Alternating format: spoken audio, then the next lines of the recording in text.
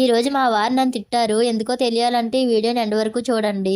ఈ రోజు మార్నింగ్ నేను త్వరగా లేవలేకపోయాను. సర్లే మా పిల్లలు కూడా ఇంకా లేగలేదు కదా, హడావిడిగా వంట చేసేద్దామని వంటగదిలోకి అయితే వెళ్ళాను. వెళ్ళిన తర్వాత హడావిడిగా బియ్యం కడిగి పెట్టాను గ్యాస్ మీద. అన్నం ఉడికేలోపు ఎగ్ రైస్ లోకి అయితే కూరగాయలు అయితే కట్ చేస్తున్నాను. ఇంకా అన్నం ఉడికిపోయింది కదా అని అన్నం ఊరుస్తుంటే అన్నం అయితే కింద పడిపోయింది.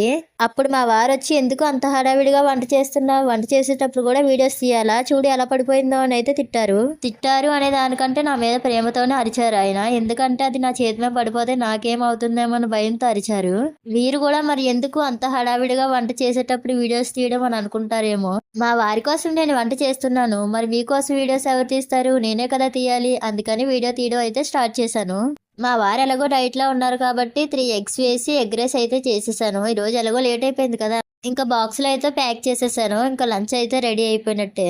ఏ మాటకు ఆ మాట, హడావిడిగా చేసినా కానీ ఎగ్ రైస్ అయితే సూపర్ వచ్చింది. ప్రేమతో చేస్తే ఎలా చేసినా బాగుంటుంది కదా. Bye friends.